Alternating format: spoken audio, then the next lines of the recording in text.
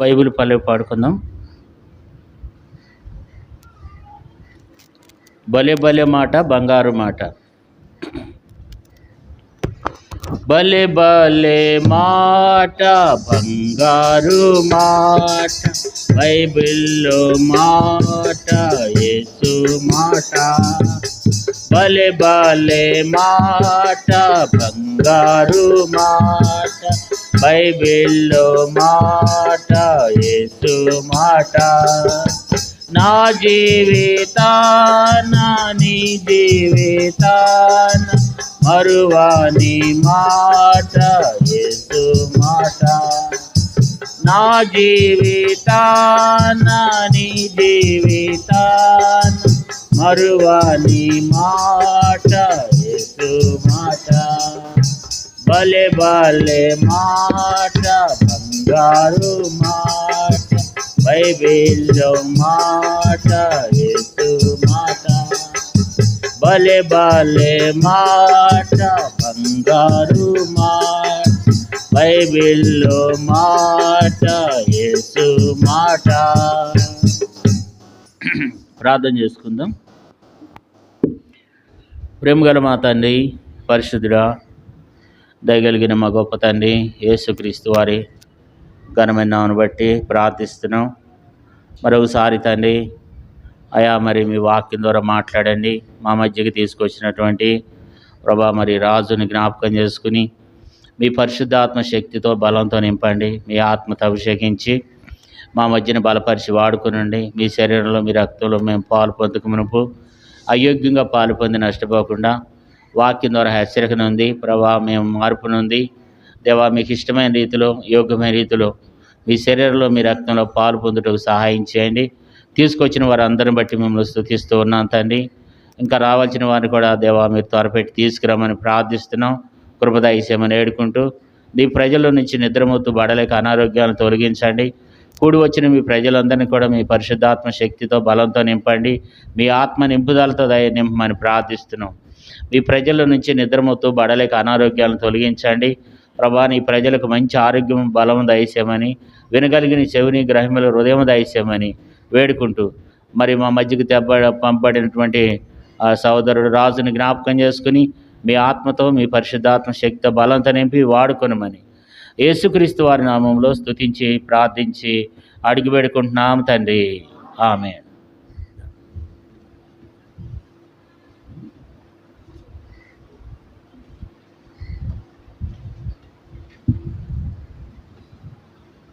Praise the lord. ప్రభుని ఆరాధించినాం. మంచిది. ప్రభు బలలో పాల్పంపులు పొందట కొరకై పరిశుద్ధ గ్రంథంలో నుండి ఉదయం మనం చదివిన మాటే 1 పేతురు రాసిన పత్రిక 1వ అధ్యాయం. 1 పేతురు 1వ అధ్యాయం 14వ వచనం.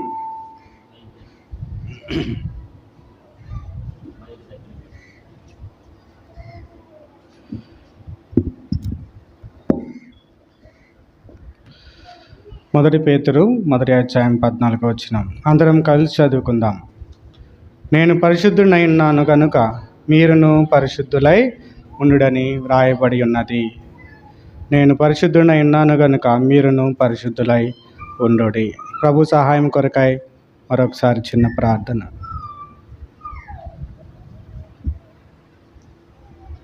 పరలోకమందున మా తండ్రి, ప్రేమగల దేవ, కృపయు కనికరం గల రాజా, మీకు వందనాలు స్తోత్రాలు చెల్లిస్తున్నాం. ఆరాధించిన ప్రతి బిడ్డను బట్టి మీకు వందనాలు స్తోత్రాలు చెల్లిస్తున్నాం.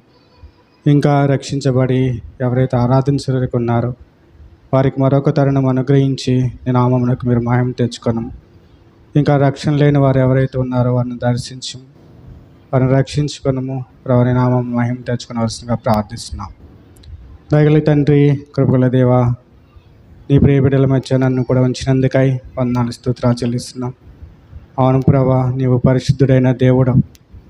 నీ పరిశుద్ధ నామం బట్టి మీకు వందనాలు స్తోత్రాలు చెల్లిస్తున్నాం. అత్యున్నతమైన హెచ్చైన నామంలో మీరు నాకు అనుగ్రహించిన రక్షణను బట్టి మీకు వందనాలు స్తోత్రాలు చెల్లిస్తున్నాం. నా తండ్రిగా మీరు నాకు ఉన్నందుకై ఇటు స్థితి గలవారు ధన్యులు, యెహోవా దేవుడిగా గల జనులు ధన్యులని మీరు నాకు అనుగ్రహించిన ధన్యతను బట్టి మీకు వందనాలు స్తోత్రాలు చెల్లిస్తున్నాం. తండ్రి అనే అనుభవంలో నన్ను చేర్చినారు.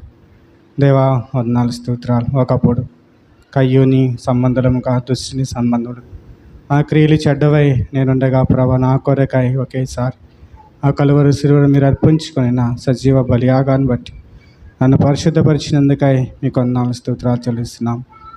దయగల తండ్రి ప్రభా పరిశుద్ధుల జనాంగముగా ఏకపట్నస్తులుగా ఇశ్రాయేలుతో సహపౌరులుగా నాకు అనుగ్రహించిన ఈ ధన్యతనికై వందనాలు స్తోత్రాలు చెల్లిస్తున్నాం.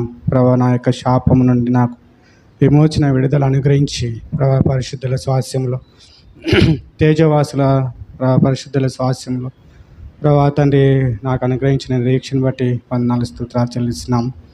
దయగల తండ్రి కృపగల దేవ చదవబడిన లేఖన భాగాన్ని మా కొరకై దీవించుము, ఆస్వాదించుము. నీ ప్రియవిడల మధ్య నిలబడ్డ కాయకుడను ఆ పాత్రుడను ప్రభు నన్ను కడుగుము, పరిశుద్ధపరచుము, పవిత్రపరచుము, యోగ్యమైన పాత్రగా మీరే నిలబెట్టుకునమని ప్రార్థిస్తున్నాం. నీ కృప చేత బలపరిచి ప్రతి ఒక్కరితో తండ్రి తెరవబడిన ఆకాశమును మిమ్మల్ని మధురమైన స్వరము చేత ప్రతి హృదయాన్ని తాకవలసిందిగా ప్రార్థిస్తున్నాం. ప్రభా తండ్రి నూతన తీర్మానంతో నీ బలలో పాల్పంపులు పొందడానికి సహాయం చేయవలసింది ప్రార్థిస్తున్నాం. యేసుక్రీస్తు పరిశుద్ధ నామంలో స్తుతించి ప్రార్థించి వేడుకొంచున్నాం తండ్రి, ఆమేన్. ప్రభువు పరిశుద్ధుడని మనం ఆరాధనలో చూస్తూ వచ్చాం. ప్రభువు పరిశుద్ధుడు, ఆయన నామం పరిశుద్ధమైనదని మనం చూస్తూ వచ్చాం. ఇప్పుడు బలలో పాల్పంపులు పొందక పూర్వం మనం ఏమై ఉండాలి? ప్రభువు పరిశుద్ధుడు, సరే మనము ఎలా ఉండాలి? మనము కూడా పరిశుద్ధులై ఉండాలి. కాబట్టి ప్రతి మనుషుడు తను తాను పరీక్షించుకునవలెను. అలాగూ చేసి ఆ రొట్టెని తిని ఆ పాత్రలోనిది త్రాగవలెను. కాబట్టి ప్రభువు మన మధ్య ఉన్నాడు. ఆ రొట్టె ప్రభువు శరీరమునకు, ఆ రసము ప్రభు యొక్క రక్తమునకు సాదృశ్యమై ఉండగా ప్రభువు మన మధ్య ఉండగా మనల్ని మనం పరీక్షించుకుందాం.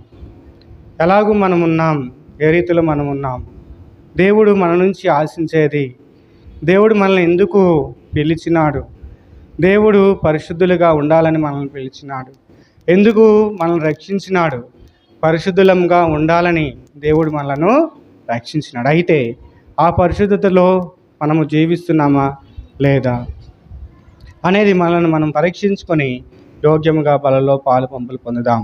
అందుకు మొట్టమొదటి అనుభవంగా మనము చూద్దాం అపోస్తల కార్యములు 2వ అధ్యాయం 38వ వచనం. అపోస్తల కార్యములు 2వ అధ్యాయం 38వ వచనం. పేతురు, మీరు మారు మనసు పొంది పాప క్షమాపణ నిమిత్తము ప్రతివాడు యేసుక్రీస్తు నామమున బాప్తిస్మం పొందుడి, అప్పుడు మీరు పరిశుద్ధాత్మను వరమును. కాబట్టి ఈ కార్యము మనలో నెరవేర్చబడుతూ వచ్చింది. ఎప్పుడైతే మనము రక్షించబడినామో, ఎప్పుడైతే బాప్తిస్మంలో సాక్ష్యం ఇస్తూ వచ్చామో, ఈ వాక్యము మనలో నెరవేర్చబడుతూ వచ్చింది. అంటే ఏ సందేహం లేదు, దేవుడు ప్రతి ఒక్కరికి మనకు తన యొక్క పరిశుద్ధాత్మను అనుగ్రహించినాడు. ఎప్పుడైతే మనము రక్షించబడుతూ వచ్చామో, సంఘంలో చేర్చబడుతూ వచ్చామో, అప్పుడు దేవుడు మనకు పరిశుద్ధాత్మను అనుగ్రహించినాడు. ఎందుకు ఈ పరిశుద్ధాత్మ అంటే, రక్షించబడిన నాటి నుంచి నేటి వరకు దేవుడు తన యొక్క పరిశుద్ధాత్మతో నిన్ను నన్ను నడిపిస్తూ ఉన్నాడు. తన యొక్క పరిశుద్ధాత్మతో నిన్ను నన్ను కాపుదల అనుగ్రహిస్తూ, కాపాడుతూ, భద్రపరుస్తూ, పోషిస్తూ, సంరక్షిస్తూ ఉన్నాడు. కాబట్టి ఈ రక్షణలో మనము నిలిచి ఉన్నామా, ఈ పరిశుద్ధతను మనము కాపాడుకుంటున్నామా లేదా అని మనము పరీక్షించుకోవాలి. చూడండి, మొట్టమొదటి అనుభవంలో ఒక మాట మనం చూస్తాం. రోమాపత్రిక 8వ అధ్యాయం 13వ వచనం. మీరు శరీరానుసారంగా ప్రవర్తించిన యెడల చావవలసిన వారై ఇందురు కానీ ఆత్మచేత శరీర క్రియలను చంపిన యెడల జీవించెదరు. ఇక్కడ చూడండి, మనం ఈ వచనంలో మనం గమనిస్తే చావవలసిన వారై ఉందురు, అలాగే జీవించెదరని 2 మాటలు రాయబడుతూ వచ్చాయి. ఎప్పుడు చనిపోతాం, ఎప్పుడు మనము జీవిస్తామంటే అక్కడే అదే వచనంలో రాయబడుతూ వచ్చింది. మనం శరీరానుసారంగా ప్రవర్తిస్తే మనము చావవలసిన వారంగా ఉన్నాం. అలా కాకుండా ఆత్మచేత శరీర క్రియలను గనక మనం చంపగలిగితే మనము జీవించే వారముగా ఉంటాం. దేవుడు నిన్ను నన్ను రక్షించింది జీవించాలని, బ్రతకాలని, దేవుని మహింపరచాలని, దేవుని కనపరచాలని దేవుడు నిన్ను నన్ను ఏర్పాటు చేసుకున్నాడు, పిలుచుకున్నాడు, రక్షించుకున్నాడు, పవిత్రపరిచాడు, పరిశుద్ధపరిచాడు. అయితే మనము చావవలసిన వారముగా ఉన్నామా, జీవించవలసిన వారముగా ఉన్నామా అంటే మనల్ని మనము పరీక్షించుకుందాం. ఇక్కడ శరీరము, దేవుని ఆత్మ రెండు ఉన్నాయి. శరీరము, దేవుని ఆత్మ ఎప్పుడూ కూడా రెండిటికి విరోధమే, రెండిటికి యుద్ధమే, రెండిటికి పోరాటమే. ఎప్పుడైతే మనము రక్షించబడినామో, ఎప్పుడైతే మన యొక్క ప్రాణము మన కంఠంలో, జీవితాంతము ఈ రెండిటికి పోరాటం. అయితే పరిశుద్ధాత్మ బలపరచబడినప్పుడు శరీరం యొక్క స్వభావము బలహీనపడుతుంది. శరీరం యొక్క స్వభావం బలపరచబడుతున్నప్పుడు పరిశుద్ధాత్మ మనలో క్షీణించేదిగా ఉంటుంది. ఇప్పుడు శరీరం ఏమంటుంది? తినుము, త్రాగుము, సుఖించుము అంటుంది. పరిశుద్ధాత్మ ఏమంటుంది? దేవుని కొరకు జీవించు, ప్రార్థించు, వాక్యం చదువు అని మనల్ని ప్రేరేపించేదిగా ఉంటుంది. శరీరం ఏముంటుంది? ఫోను, టీవీ మన ముందు ఉంచుతుంది. ఫోన్ పట్టుకుంటే అంతసేపు అవుతుందో మనకి తెలియదు. కానీ అదే సమయంలో పరిశుద్ధాత్మ మనకు బోధిస్తూ ఉంటాడు, దేవుని వాక్యము విను. కనీసం చదవలేకపోతే దేవుని వాక్యము విను. కాబట్టి ఈ యొక్క శరీరానికి, దేవుని యొక్క ఆత్మకు ఎల్లప్పుడూ పోరాటమే. చూడండి, గలతీలకు రాసిన పత్రికలో ఒక మాట రాయబడుతూ వచ్చింది.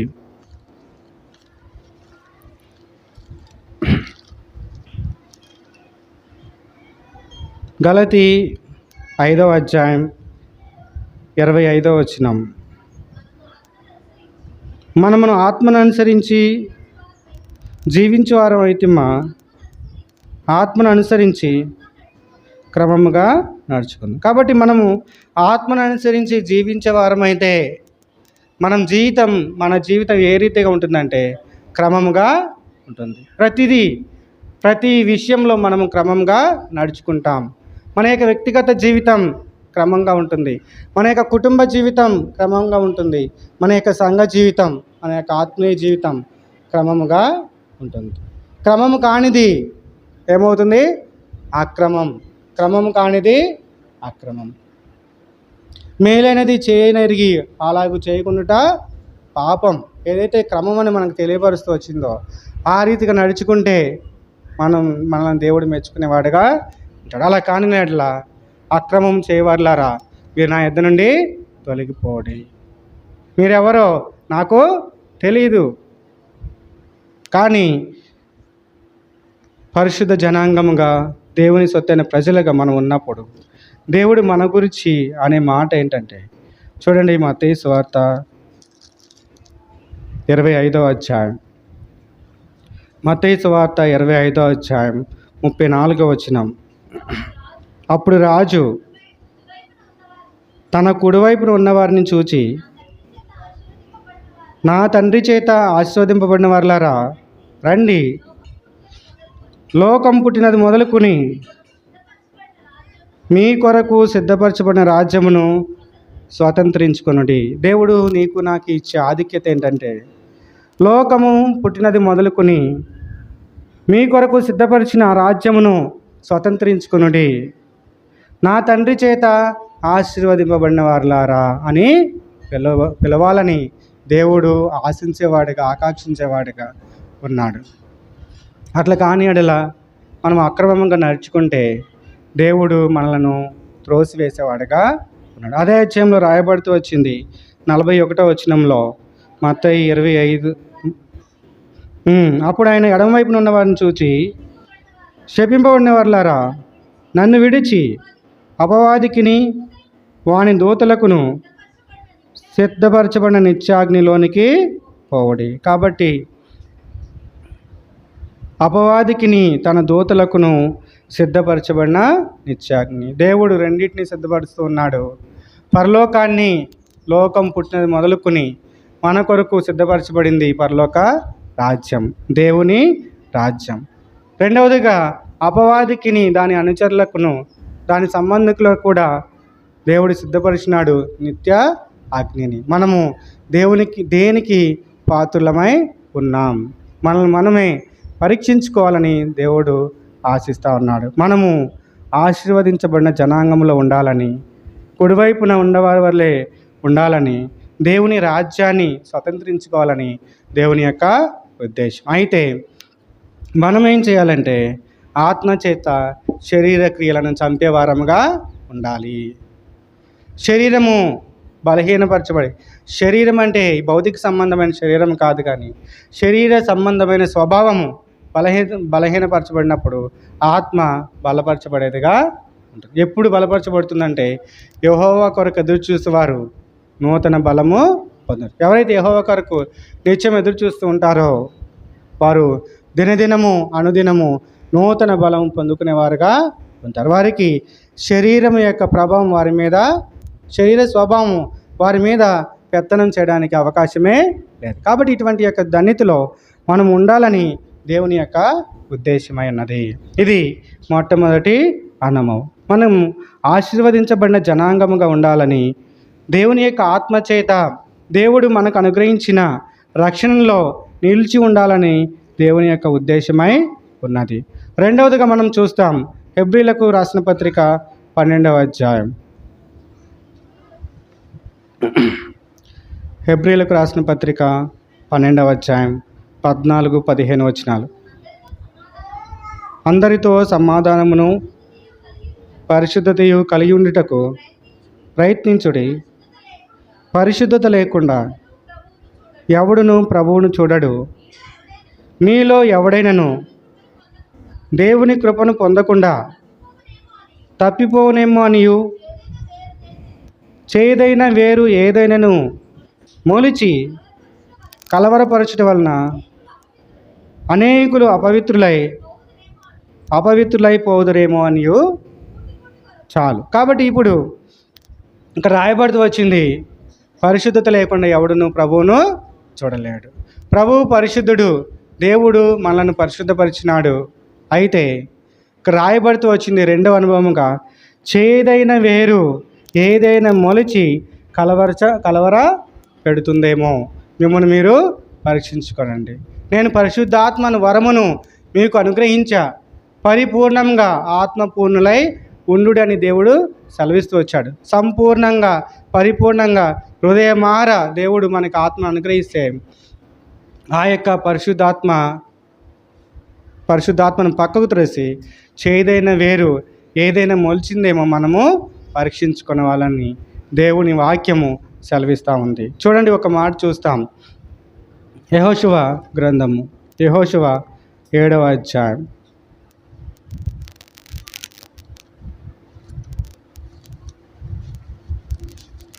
యెహోషువ 7వ అధ్యాయం 13వ వచనం.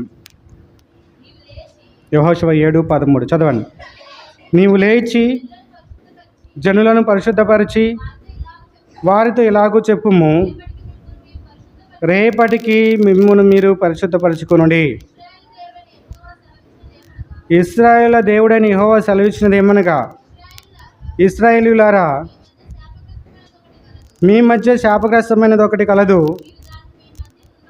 మీరు దానిని మీ మధ్య ఉండకుండా నిర్మూలం చేయ వరకు మీ శత్రువుల ఎదుట మీరు నిలవలేరు.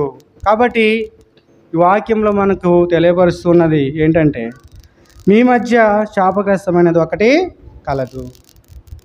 ఆ శాపగ్రస్తమైనది మీ మధ్య ఉన్నంత వరకు, ఆ శాపగ్రస్తమైనది మీ హృదయంలో ఉన్నంత వరకు శత్రువు మీద మీకు విజయము లేదు. మీ శత్రువుల ఎదుట మీరు నిలవలేరు. మీ శత్రువైన అపవాది ఎదుట, మన శత్రువైన అపవాది ఎదుట మనము నిలవలేం. మనం నిలబడాలి అంటే బలం పొందుకుని, శక్తి పొందుకుని ఆత్మపూర్ణులమై పరిశుద్ధాత్మని కలిగి నిలబడాలంటే మనల్ని మనం పరిశుద్ధపరచుకోవాలి. దేని పరిశుద్ధి పరచుకోవాలంటే చేదైన వేరు ఏదైనా ఉన్నదేమో, శాపగ్రస్తమైనది ఏదైనా మన హృదయంలో ఉన్నదేమో అని పరీక్షించుకోవాలి. ఇక్కడ యెహోషువకు దేవుడు ప్రత్యక్షమై సెలవిస్తూ ఉన్నాడు.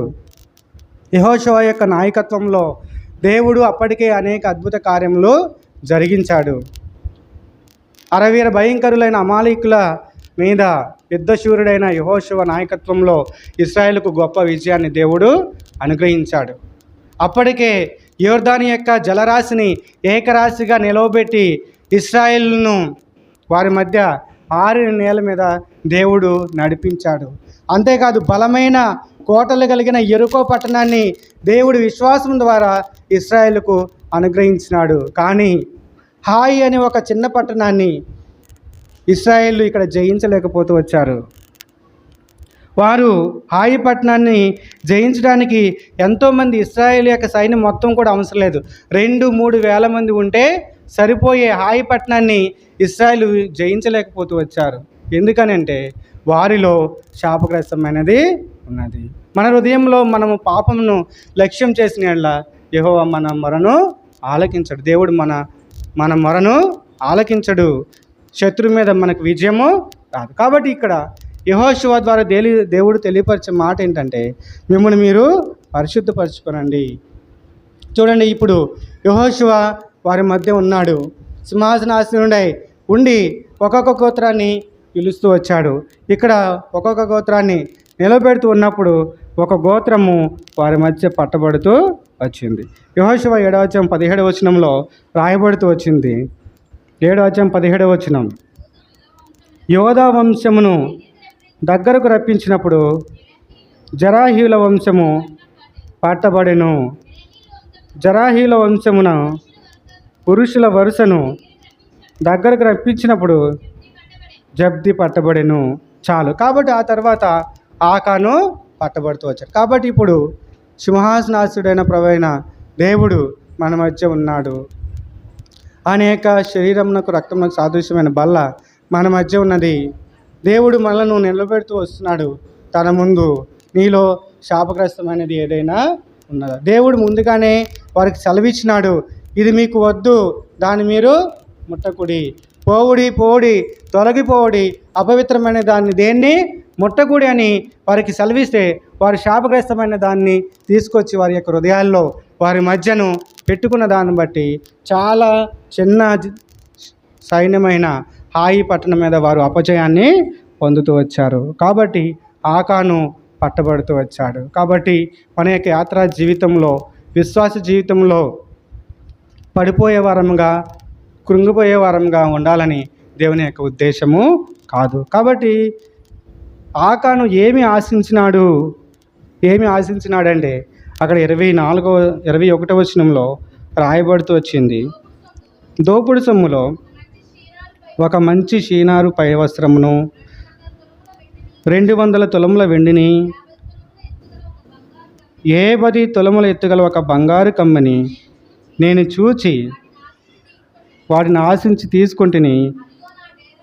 చాలు. కాబట్టి ఒక షీనారు వస్త్రాన్ని, వెండిని, బంగారాన్ని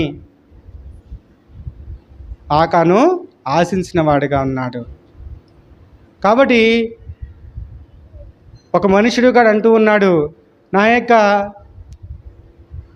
గదులన్నీ ధాన్యంతో నింపబడి ఉన్నాయి, విస్తారముగా పంట పండింది, తినుము త్రాగుము సుఖించుము అంటే దేవుడు అన్నాడు, వెర్రివాడ, ఈ దినాన్ని నీ ప్రాణము నేను కోరుకుంటున్నా అన్నాడు. ఇప్పుడు ఆకాను ఆశించి షీనారు వస్త్రాన్ని, వెండిని, బంగారాన్ని ఆశిస్తే ఇప్పుడు ఆకానికి ఏమొచ్చింది? మరణం వచ్చింది. శపించినాడు దేవుడు. ఏ రీతిగా శపించినాడంటే అన్ని జనాంగం కూడా ఆ రీతిగా నశించరేమో అన్నట్టు దేవుడు శపించినాడు. చూడండి 24వ వచనం. తర్వాత యెహోషువయు ఇశ్రాయేలు అందరూ జెరహు కుమారుడైన ఆకానును, ఆ వెండిని, ఆ పైవస్త్రమును, ఆ బంగారు కమ్మిని, ఆకాను కుమారులను కుమార్తెలను, ఎద్దులను గాడిదలను, మందను, డేరాను, వానికి కలిగిన సమస్యను పట్టుకుని ఆకోరు లోయలోనికి తీసుకుని వచ్చిరి. అప్పుడు యెహోషువ, నీవేళ మమ్మను బాధపరిచితివి, నేడు యెహోవా నిన్ను బాధపరిచిననగా ఇశ్రాయేలు అందరూ వానిని రాళ్లతో చావగొట్టిరి. వారిని రాళ్లతో కొట్టిన తర్వాత అగ్ని చేత కాల్చి వారి మీద రాళ్లను పెద్ద కుప్పగా వేశారు. కాబట్టి ఇక్కడ అతను ఏదైతే ఆశించినాడో ఆ యొక్క వస్త్రాలు, ఆ వెండి, ఆ బంగారము అతనితో కూడా నాశనం అయిపోయినాయి. అంతేకాదు అతను ఒక్కడితోనే పోలేదు, అతన్ని కలిగిన సమస్తాన్ని వారు అగ్ని చేత కాల్చివేసిన వారుగా ఉన్నారు. కనుక మనము దేవుడు ఏదైతే వద్దు అంటున్నాడో, ఏదైతే అపవిత్రమైన దాన్ని ముట్టకూడదు అంటున్నాడో దాని జోలికి మనము పోకూడదు, దాన్ని మనము ముట్టకూడదు. దాన్ని ముట్టితే మనకి ఎంతో నాశనమే, ఎంతో నష్టము దేవుడు మనకి సూచించేవాడుగా ఉన్నాడు. కాబట్టి మనల్ని మనం పరీక్షించుకుందాం. అపవిత్రమైనది ఏది ఉంది మన హృదయంలో, దాన్ని మనం తీసివేసుకుందాం. ప్రభు బల దగ్గరకు వస్తున్నాం, మనల్ని మనం పరిశుద్ధపరుచుకుందాం, యోగ్యంగా బలలో పాల్పంపులు పొందాం. ఇక చూడండి, 1 కొరింథీయులకు రాసిన పత్రిక 3వ అధ్యాయంలో, 1 కొరింథీ 3వ అధ్యాయం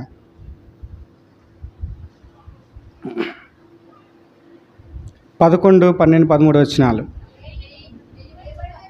వేయబడినది తప్ప మరి యొక్క పునాది ఎవడును వేయనేరడు, ఈ పునాది యేసుక్రీస్తే. ఎవడైనను ఈ పునాది మీద బంగారము, వెండి, వెలగల రాళ్ళు, కర్ర, గడ్డి, కొయ్యకాలు మొదలైన వాటితో కట్టిన యెడల వాని పని కనబడును, ఆ దినము దాన్ని తేటపరచును, అది అగ్ని చేత బయలుపరచబడును, మరియు వాని పని ఎట్టిదో దానిని అగ్నియే పరీక్షించును. కాబట్టి మన యొక్క పని, మన యొక్క జీవితం, మన యొక్క ప్రవర్తన ఏ రీతిగా ఉందో దేవుడు అగ్ని చేత పరీక్షించేవాడుగా ఉన్నాడు. కర్ర, గడ్డి, కొయ్యకాలు ఏదైతే ఉందో మన యొక్క హృదయంలో, ఏదైతే మనము బంగారము, వెండి, ఏదైతే దేవుడు విసర్జించిన దాన్ని, ఏదైతే శబ్దంగా చేసిన దాన్ని మనం ఆశిస్తున్నామో దాన్ని తీసివేసుకోవాలని దేవుడు సూచించేవాడిగా ఉన్నాడు. కాబట్టి ఒక దినం వస్తుంది, దేవుడు దాన్ని పరీక్షించేవాడుగా, మనల్ని పరీక్షించేవాడుగా ఉన్నాడు. కాబట్టి శపితమైన దానిని, ఏదైతే చేదైన వేరు మనలో మొలిచిందో, మొట్టమొదట వేరు చిన్నగానే మొదలవుతుంది. మొక్క చిన్నగానే ఉంటుంది, వేరు కూడా చిన్నగానే ఉంటుంది. ఆ తర్వాత అది ఎదిగి ఆ వేరు, చిన్న వేరు కాస్త తల్లి వేరై, పెద్ద వేరై ఆ రానునే శాసిస్తుంది.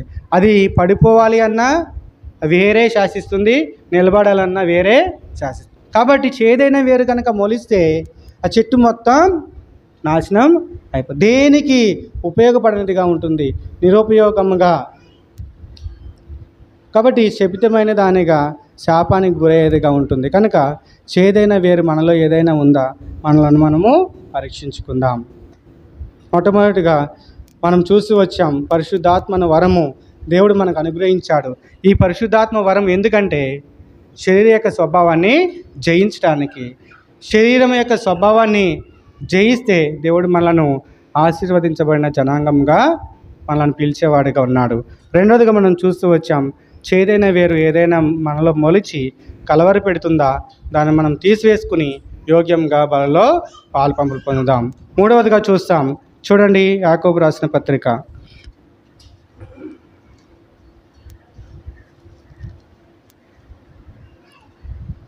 యాకోబు రాసిన పత్రిక 4వ అధ్యాయం 8వ వచనం. 4:8.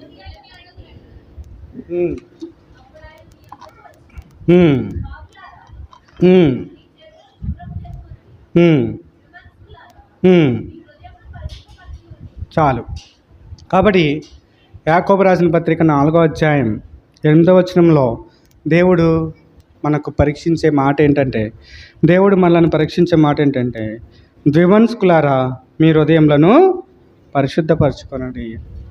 ఇది మన యొక్క క్రైస్తవ జీవితంలో మెయిన్గా శాసించే పాపం ఏంటంటే ద్విమనస్సు, రెండు మనసుల ధోరణి. దేవుడు మనల్ని పరిశుద్ధపరిచినాడు, పరిశుద్ధాత్మని దేవుడు మనకు అనుగ్రహించినాడు. అయితే మనము రెండవ స్వభావమైన లోకాన్ని కూడా హృదయంలో పెట్టుకునే వారంగా ఉన్నాం. కాబట్టి దేవుడు, లోకము మన హృదయంలో ఉంటే అది దేవునికి ప్రయోజనకరమైన జీవితం కాదు. ద్విమనస్కులారా, మిమ్మల్ని మీరు పరిశుద్ధపరచుకోనండి. కాబట్టి మనము మొదటి రాజులు 18వ అధ్యాయం 21. మొదటి రాజులు 18వ అధ్యాయం 21వ వచనంలో రాయబడుతూ వచ్చింది, ఏలియా జనులందరి దగ్గరకు వచ్చి, ఎన్నాళ్ల మట్టుకు మీరు రెండు తలంపుల మధ్య తడబడుచుందురు? యెహోవా దేవుడైతే ఆయన అనుసరించుడి, బయలుదేవుడైతే వాడిని అనుసరించడని ప్రకటన. చాలు. కాబట్టి ఏలియా అంటున్నాడు, మీరు ఎన్నాళ్ళు రెండు తలంపుల మధ్య ఉంటారు? మీరు రక్షించబడ్డారు, దేవుడు మిమ్మల్ని ఏర్పాటు చేసుకున్నాడు, దేవుడు మిమ్మల్ని పరిశుద్ధపరిచాడు. ఇంకా లోకానికి మీరు తావు ఇవ్వద్దు, లోకానికి మీలో ప్రవేశింప ఇవ్వద్దు.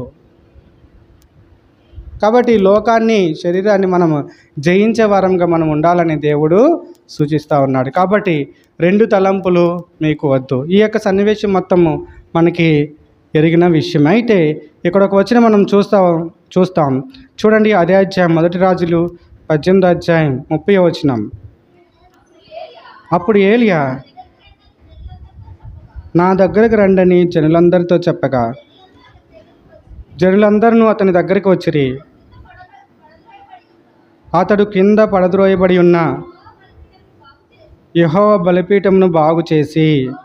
చాలు. కాబట్టి ఇక్కడ కింద పడద్రోయబడి ఉన్న బలిపీఠాన్ని బాగు చేసి, ఏలియా బలిపీఠాన్ని బాగు చేస్తూ వచ్చాడు. కాబట్టి పడిపోయిన బలిపీఠాన్ని, పడిపోయిన మన యొక్క జీవితాన్ని, మన యొక్క హృదయాన్ని మనం బాగు చేసుకోవాలని ఇక్కడ వాక్యము సెలవిస్తూ ఉంది. ఏలియా కింద పడిపోయిన బలిపీఠాన్ని బాగు చేస్తూ ఉన్నాడు.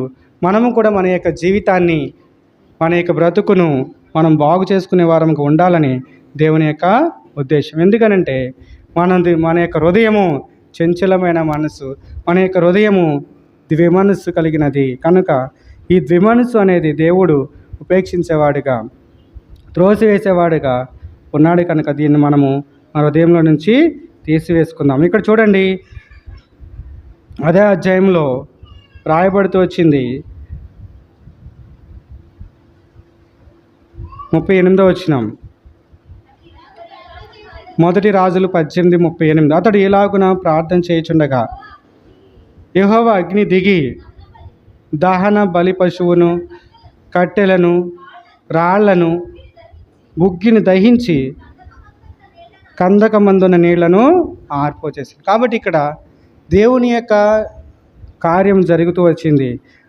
ఏ రీతిగా అంటే కట్టెలను, రాళ్లను, బుగ్గిని దహించి కందకమందున నీళ్లను ఆరిపోచేశాడు.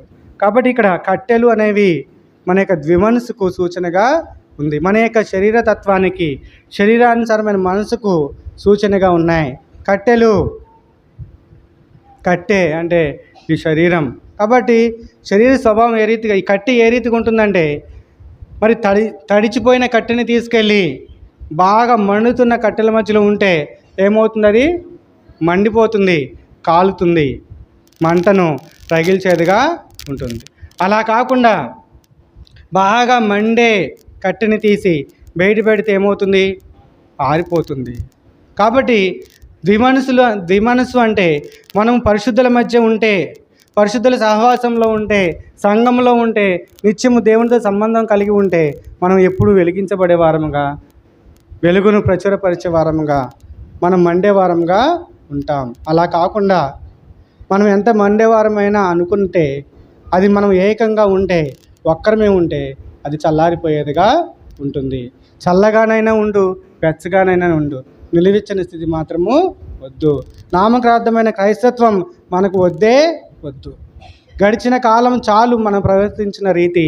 ఇకనైనా రోషం కలిగి పట్టుదల కలిగి ఏ రీతిగా ఏలియా దేవుని కొరకు ఒకే ఒక్కడు 450 మంది ప్రవక్తలు బయలు ప్రవక్తలు ఉంటే ఒకే ఒక్కడు ఏలియా రోషం కలిగిన ప్రవక్త దైవజనుడు దేవుని కొరకు నిలబడుతూ వచ్చాడు. ఆ రీతిగా మనం దేవుని కొరకు రోషం కలిగిన వారమై పట్టుదల కలిగిన వారమై మన జీవితాన్ని మనం సమర్పించుకొని నిలబడాలని దేవుని యొక్క ఉద్దేశమైనది. ద్విమనస్సు అనేది కొట్టివేసుకోండి.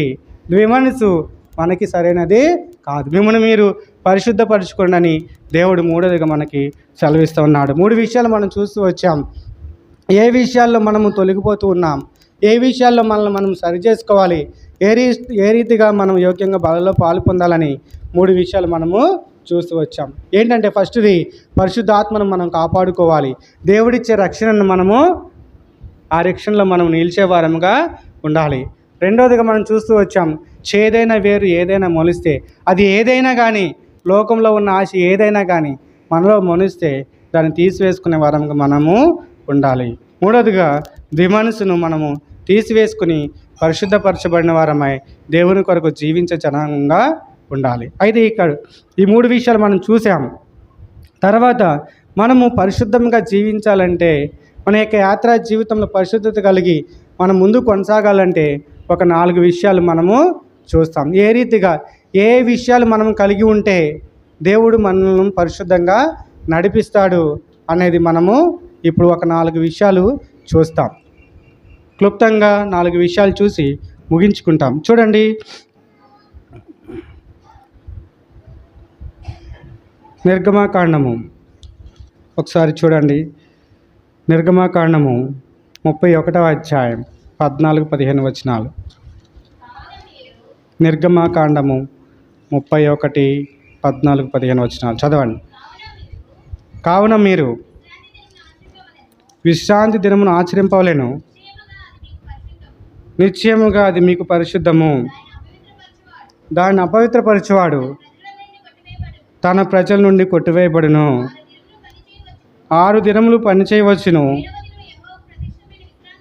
7వ దినము యెహోవాకు ప్రతిష్ఠితమైన విశ్రాంతి దినము. ఆ విశ్రాంతి దినమున పనిచేయు ప్రతివాడును తప్పక మరణశిక్ష పొందును. కాబట్టి దేవుడు ఇశ్రాయేలుకి ఇచ్చిన 10 ఆజ్ఞల్లో ఒక ఆజ్ఞ ఏంటంటే పరిశుద్ధ దినమును మీరు పరిశుద్ధముగా ఆచరించాలి. ఆ దినము విశ్రాంతి దినము ధర్మశాస్త్రంలో అయితే ప్రభువైన యేసుక్రీస్తు వారు ఈ లోకానికి వచ్చి తిరిగి లేచిన దినము ఆదివారాన్ని దేవుడు మన కొరకు అనుగ్రహించిన వాడుగా ఉన్నాడు. చూడండి, అపోస్తల కార్యంలో ఒక మాట చూస్తాం. అపోస్తల కార్యంలో 20వ అధ్యాయం 7వ వచనం చూడండి. అపోస్తల కార్యములు 20వ అధ్యాయం 7వ వచనం. ఆదివారమున మేము రొట్టె విరుచుటకు కూడినప్పుడు పౌలు మరునాడు వెలనయుండి వారితో ప్రసంగించుచు అర్ధరాత్రి వరకు విస్తరించి మాట్లాడుచుండు. కాబట్టి పరిశుద్ధ దినము ఆదివారము. కాబట్టి ఈ ఆదివారాన్ని మనము పరిశుద్ధంగా దేవుని కొరకు మనం జీవించే వారముగా ఉండాలి. చూడండి, కీర్తన 93:5లో ఒక మాట రాయబడుతూ వచ్చింది.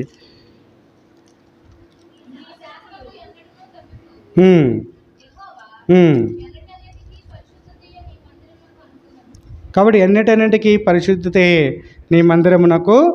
కాబట్టి ఇప్పుడు మనం మొట్టమొదటిగా పరిశుద్ధ దినము గురించి మనము చూస్తున్నాం.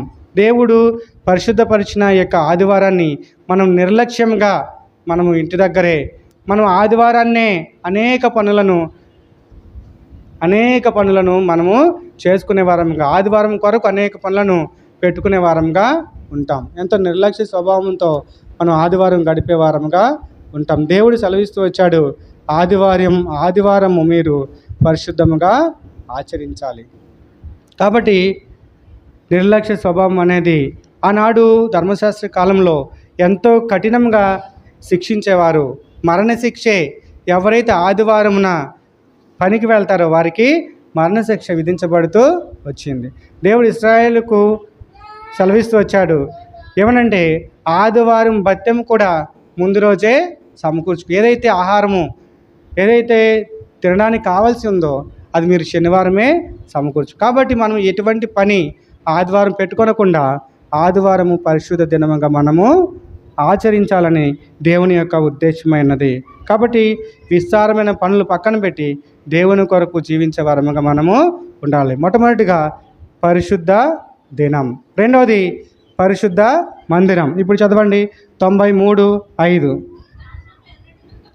నీ శాసనములు ఎన్నడూను తప్పిపోవు, యెహోవా ఎన్నటెన్నటికీ పరిశుద్ధతయే నీ మందిరమునకు అనుకూలం. రెండవదిగా మనం చూస్తున్నాం పరిశుద్ధ మందిరం. పరిశుద్ధ మందిరం, దేవుడు పరిశుద్ధ మందిరంలో ఉంటాడు. పరిశుద్ధ మందిరంలో మన మధ్య ఉన్నాడు. ఎందుకంటే చూడండి 84వ అధ్యాయం 1వ వచనంలో రాయబడుతూ వచ్చింది. 82 కీర్తన 82 1వ వచనం. దేవుని సమాజంలో దేవుడు నిలిచి ఉన్నాడు, దైవముల మధ్యను ఆయన తీర్పు తీర్చున్నాడు. కాబట్టి దేవుని సమాజంలో దేవుడు నిలిచి ఉన్నాడు, దైవముల మధ్య ఆయన తీర్పు తీర్చున్నాడు. కాబట్టి పరిశుద్ధ మందిరంలో దేవుడు ఉంటున్నాడు. పరిశుద్ధ మందిరంలో దేవుని ఆశీర్వాదం ఉంది. ఆదికాండం 28వ అధ్యాయం 17వ వచనంలో రాయబడుతూ వచ్చింది. ఆదికాండము 28వ అధ్యాయం 17వ వచనం. భయపడి, ఈ స్థలము ఎంతో భయంకరము, ఇది దేవుని మందిరమే కానీ వేరొకటి కాదు, పరలోకపు గవిని ఇదే అనెను. యాకోబు ఆ రాత్రి అక్కడ నిద్రించినప్పుడు దేవుడు అతనికి ప్రత్యక్షపరచబడిన విధానాన్ని బట్టి యాకోబు ఇక్కడ అనే మాట ఏంటంటే, భయపడి, ఈ స్థలము ఎంతో భయంకరము, ఇది దేవుని మందిరమే కానీ వేరొకటి కాదు, పరలోకపు గవిని ఇది. ఇటువంటి గమనికలో మనం జీవించే వారముగా ఉండాలి. ఇటువంటి గమనిక మనకు ఎప్పుడైతే ఉంటుందో దేవుడు మనలను పరిశుద్ధంగా నడిపించేవాడుగా ఉంటాయి. ఇది పరలోకపు గవిని. కాబట్టి ఇక్కడి నుంచి పరలోకానికి నిచ్చెన వేయబడుతూ వచ్చింది. కాబట్టి ఈ యొక్క మెలకువలో మనం జీవించే వారంగా ఉండాలని దేవుడు ఇష్టపడేవాడుగా ఉన్నాడు. కాబట్టి భయపడి, యాకోబు భయపడి, కాబట్టి భయం కలిగి వణికే వారంగా మనము ఉండాలి. మనం పరిశుద్ధ మందిరంలో మనము గడగడ వణికే అనుభవంలో దేవుడు మన మధ్య ఉన్నాడని భయం కలిగి ఉంటే దేవుడు ఆశీర్వదించేవాడుగా, ఈ అధ్యాయంలో యాకోబును దేవుడు ఆశీర్వదించిన వాడుగా ఉంటాడు. ఆ ఆశీర్వాదాన్ని మన ముందు అధ్యాయంలో కూడా మనము చూడవచ్చు. కాబట్టి మొట్టమొదటిగా పరిశుద్ధ దినాన్ని మనం పరిశుద్ధంగా ఆచరించాలి. ఆదివారమున విస్తారమైన పనులు మనకి పెట్టుకోకూడదు. రెండవదిగా పరిశుద్ధ మందిరంలో మనం పరిశుద్ధంగా జీవించాలి. ఇది పరలోకపు గవిని అనే గమనికలో మనము జీవించే వారంగా ఉండాలని దేవుని యొక్క ఉద్దేశం. మూడవదిగా చూడండి, కాబట్టి ఈ యొక్క దేవుని మందిరంలో దావీదు ఏ రీతిగా జీవించాలని ఆశిస్తూ ఉన్నాడు. కీర్తన 23 చివరి మాటలో, కీర్తన 23 అధ్యాయం చివరి వచనంలో రాయబడుతూ వచ్చింది, చిరకాలము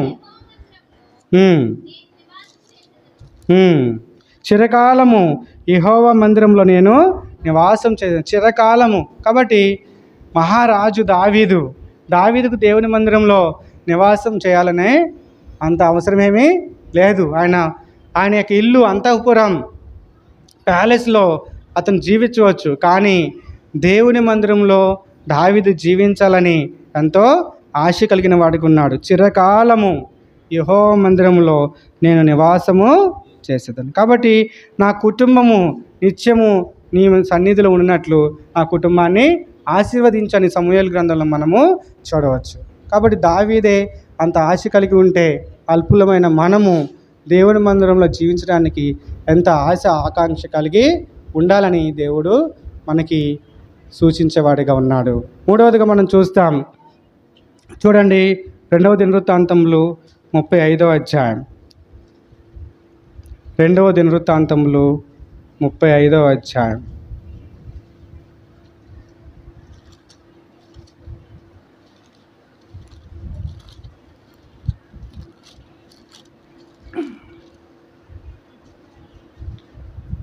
మూడవ వచనం, 2వ దినవృత్తాంతం 35:3.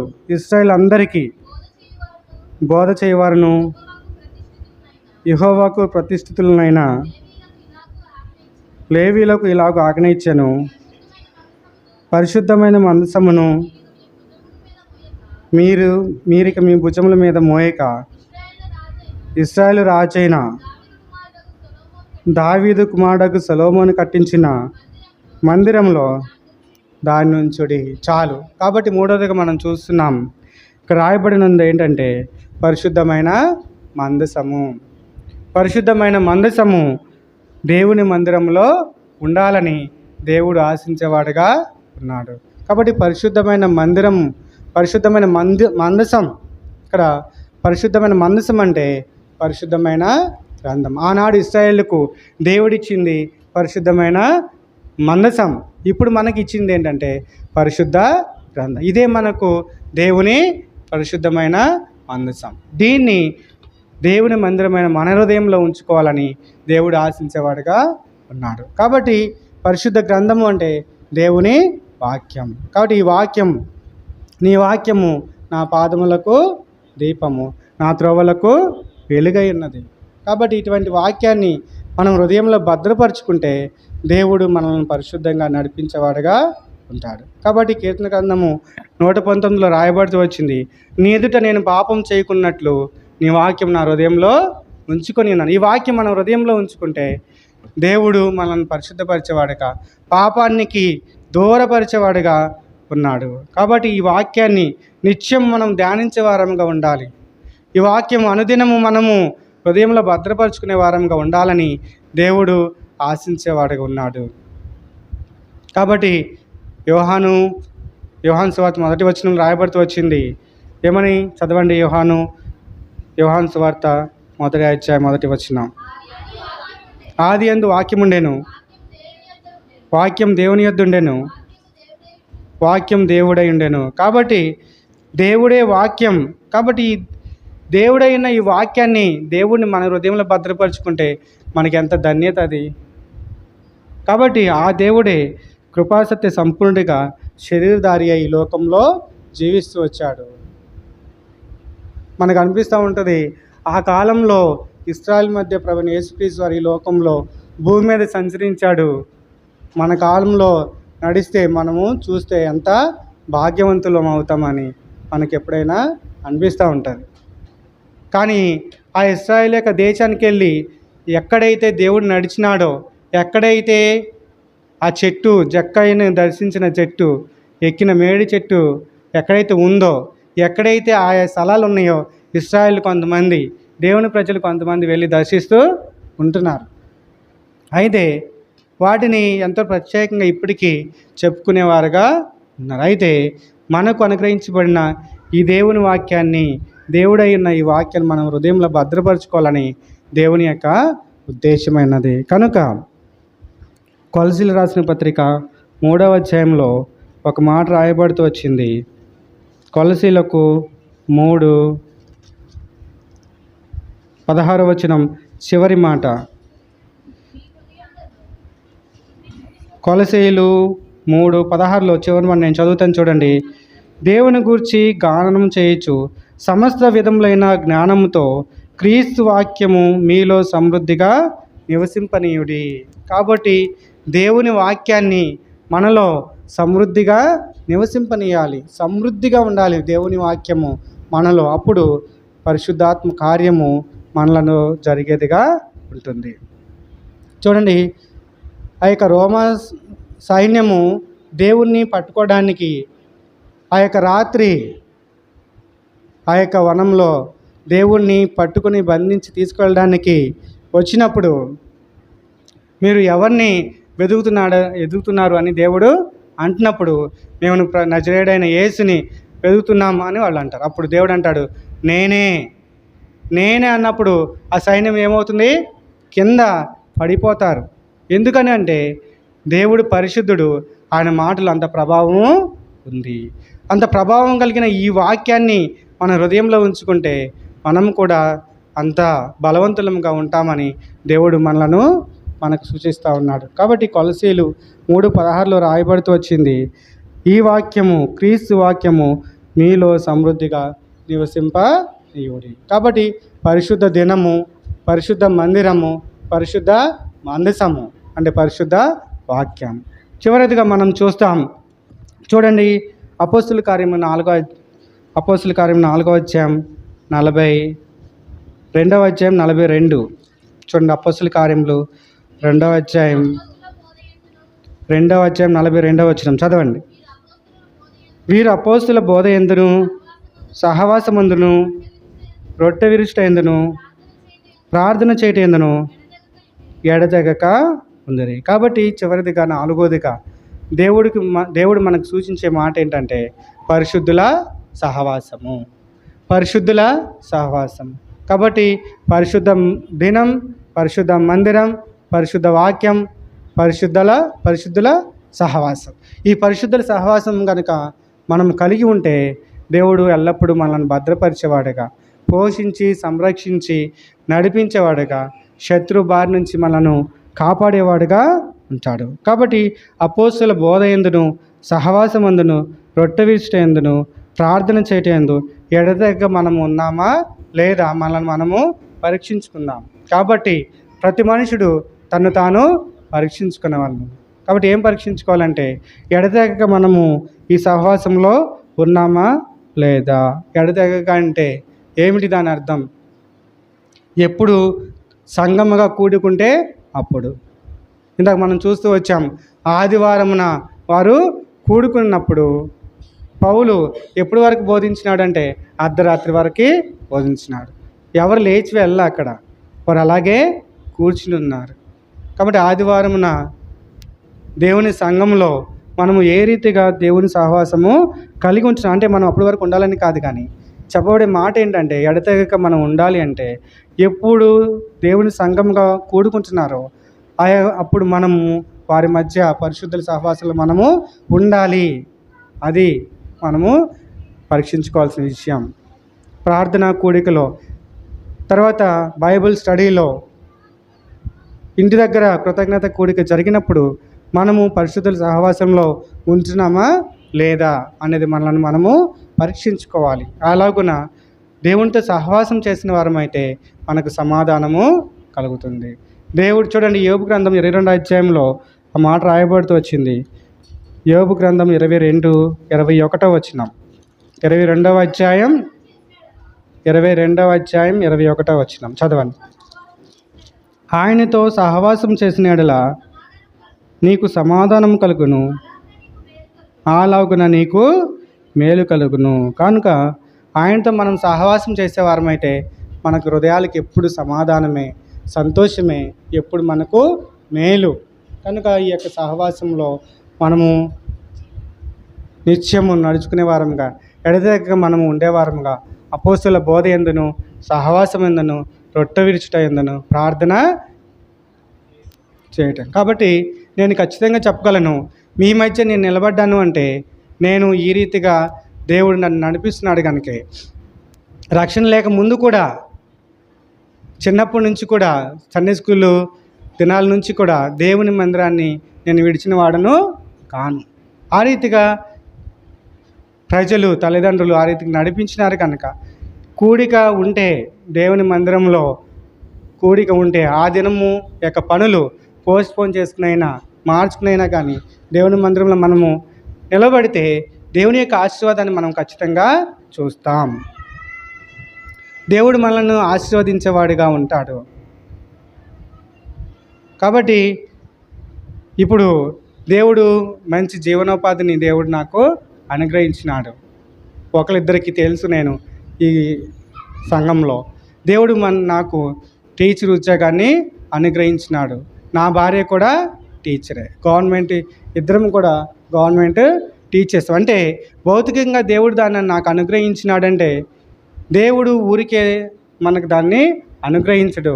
మనము ఈ యొక్క సహవాసంలో మనం ఉన్నాం, ఆ దేవుడు మనకు అనుగ్రహించిన ఎంతో ధన్యత నేను అనుకుంటా. దేవుడు నన్ను ఎంతగానో దీవించినాడు, ఆశీర్వదించినాడు అని. కనుక మనం ఎప్పుడు కృతజ్ఞులమై ఉండాలి. దేవుడు మనకు అనుగ్రహించిన ధన్యతకి మనం ఎప్పుడు ఎల్లప్పుడూ కృతజ్ఞులమై జీవించాలి. ఆశీర్వదించేదాకా కూడా మనం ఆయన్ని వదిలిపెట్టకూడదు. యాకోబు, నీవు ఆశీర్వదిస్తేనే నేను వదులుతానన్నాడు. కనుక దేవుడు మనల్ని ఆశీర్వదించేదాకా దేవుని సంఘాన్ని, దేవుని సహవాసాన్ని, పరిశుద్ధుల సహవాసాన్ని మనము విడిచిపెట్టకూడదు. మనం అల్పులమే, అయోగ్యులమే అయినా గాను పరిశుద్ధులముగా చేసిన దేవుడు ఈ పరిశుద్ధతలో మనం జీవించాలంటే ఈ 4 విషయాల్లో మనం ఎడతెగక ఉండాలి. ఈ 4 విషయాలు ఏంటంటే పరిశుద్ధ దినం, గుర్తుపెట్టుకోవాలి. పరిశుద్ధ దినం. రెండవదిగా పరిశుద్ధ మందిరం.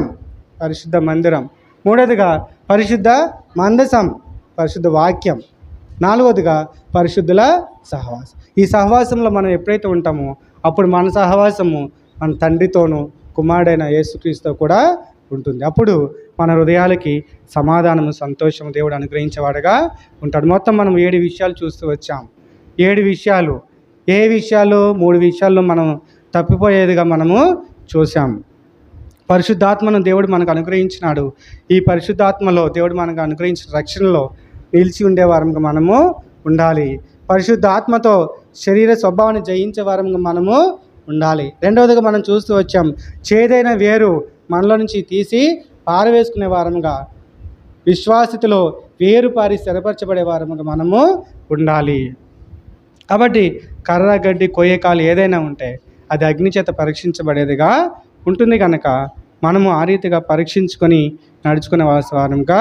మూడవదిగా ద్విమనసు యొక్క స్వభావం, శరీర యొక్క స్వభావం, కట్టె యొక్క స్వభావం ఏ రీతిగా ఉందో మనం చూస్తూ వచ్చాం. మంటలో ఉంటే అది మండేదిగా ఉంటుంది, అది బయట పెడితే ఆరిపోయేదిగా ఉంటుంది. అదే వచనంలో మనం చూస్తే రాళ్ళు ఉన్నాయి, కఠినమైన మనసుకు సాదృశ్యముగా ఉంది. బూడిద ఉంది, బుగ్గి. ఆ బుగ్గి మన యొక్క ప్రాచీన స్వభావానికి సాదృశ్యముగా ఉంది. అవన్నీ కాల్చేసుకోవాలి. దేవుని వాక్యం చేత కాల్చబడితే, పరిశుద్ధపరచబడితే మనల్ని దేవుడు ఎంతో ధన్యకరంగా నడిపించేవాడుగా ఉంటాడు. కాబట్టి ఆ యొక్క 3 వచనాలను మనం జ్ఞాపకం చేసుకుంటూ ఈ యొక్క 4 అంశాల్లో మనం నిలబడితే దేవుడు ఎంతో మన పట్ల సంతోషించేవాడుగా ఉంటాడు. చివరికి ఒక మాట అందరం కలిసి చదువుకుని వాక్యాన్ని ముగించుకుంటాం. చూడండి, 1 పేతురు 3వ అధ్యాయం.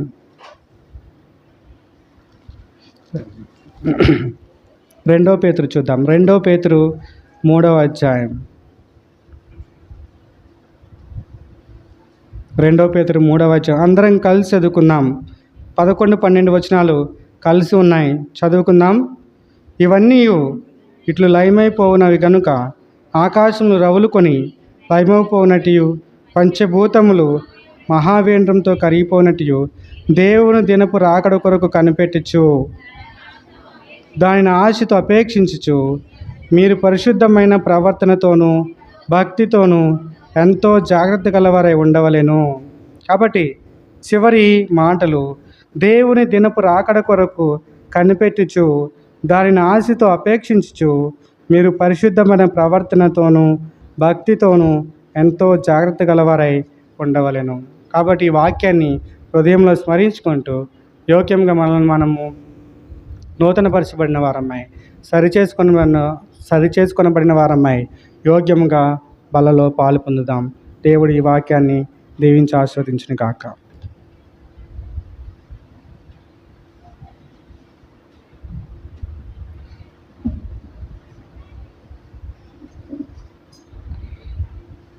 మోకరించండి, ప్రార్థన చేసుకుందాం. ప్రభు యొక్క శరీరంలో, రక్తంలో మనం పరీక్షించుకుని మన జీవితం ఏ రీతిగా ఉందో దేవుని వాక్యముల నుంచి అనేక విషయాలు దేవుడు తెలియజేస్తూ వచ్చినాడు.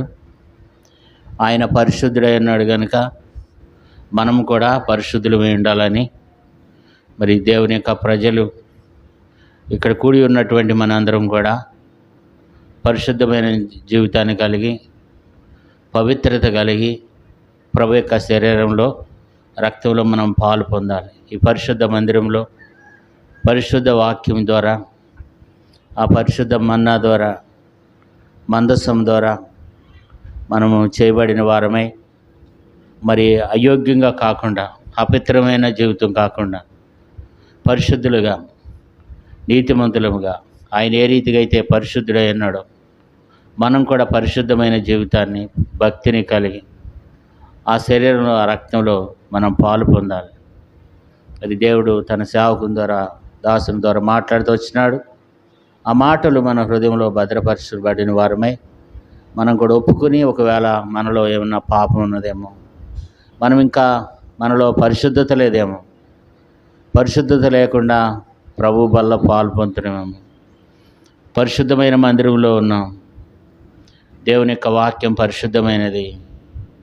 మరి దేవుడు తన పరిశుద్ధమైన మాటలు మనకు తెలియచేస్తూ వచ్చినాడు.